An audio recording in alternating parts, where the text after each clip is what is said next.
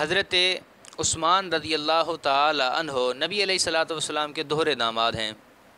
حضرت عثمان رضی اللہ تعالی عنہ کے گھر میں یکے بعد دیگرے نبی علیہ الصلوۃ والسلام کی 2 بیٹیاں تھیں،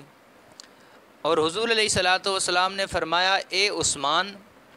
اگر میری 40 بیٹیاں بھی ہوتیں، ایک فوت ہو جاتی تو اس کے بعد دوسری تیرے نکاح میں دیتا۔ تو اس سے حضرت عثمان کی عظمت مقام ظاہر ہوتا ہے، لیکن ازلی بدبخت، ازلی منحوس، ازلی ملعون، دجال سے بھی بدتر ایک ایسا گروہ ہے جو حضرت عثمان رضی اللہ تعالیٰ عنہ کو تان کا نشانہ بناتا ہے۔ حضرت عثمان رضی اللہ تعالیٰ عنہ پر معاذ اللہ کفر و نفاق کی فتوے لگاتا ہے۔ امام اعظم ابو حنیفہ رحمۃ اللہ علیہ کے دور کے اندر کوفہ میں ایک ایسا شخص تھا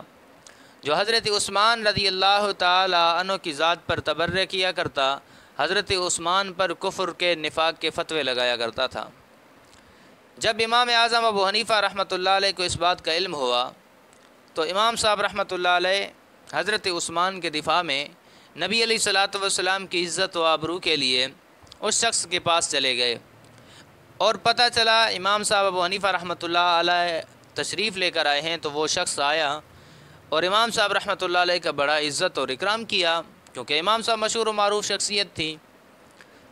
امام صاحب رحمۃ اللہ علیہ نے اس شخص سے کہا کہ مجھے پتہ چلا ہے کہ آپ کو بیٹی کے لیے رشتے کی تلاش ہے۔ کہا جی حضرت، بالکل میری بیٹی جوان ہو چکی ہے، مجھے اس کے لیے کسی مناسب رشتے کی تلاش ہے۔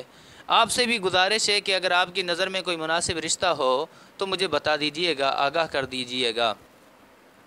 امام اعظم ابو حنیفہ رحمۃ اللہ علیہ نے فرمایا، جی بالکل آپ کی بیٹی ہماری بیٹی ہے، میں نے آپ کی بیٹی کے لیے ایک مناسب رشتہ تلاش کر لیا ہے، اور اسی غرض سے آج میرا آنا ہوا ہے۔ وہ شخص انتہائی زیادہ خوش ہوا کہ امام صاحب رحمۃ اللہ علیہ جیسا شخص میری بیٹی کے لیے رشتہ تلاش کر کے لائے ہیں تو ظاہر مناسب رشتہ ہی ہوگا۔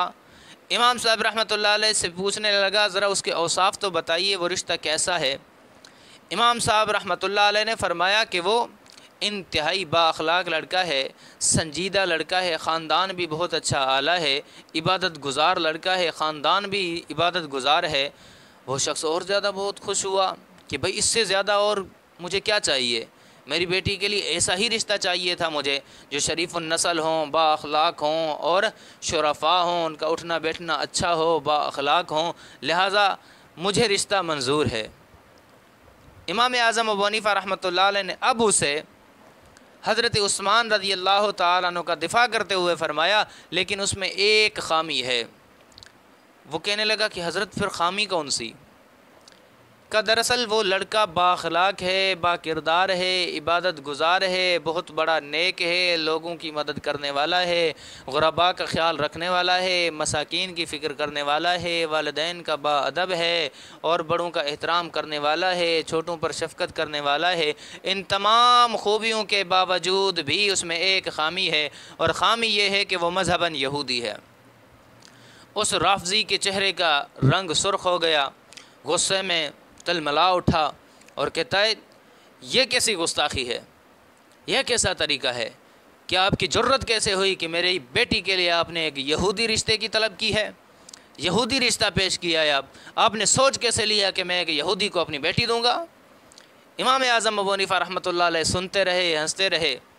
اور یہ شخص گالیاں بکتا رہا۔ جب وہ بہت زیادہ غصے میں ہو گیا تو امام اعظم ابو حنیفہ رحمۃ اللہ علیہ نے فرمایا، اے ظالم، اگر تو آج اپنی بیٹی کے لیے یہودی کا رشتہ پسند نہیں کرتا، میں نے صرف بات کی ہے، تجھے غصہ آ گیا ہے اور تو آپے سے باہر نکل گیا ہے، میں تیرے گھر مہمان بن کے آیا ہوں، تو مجھے گالیاں دے رہا ہے، تو بکواسات کر رہا ہے، تو امام الانبیاء علیہ الصلوۃ والسلام کے لیے تو کیسے بکتا ہے؟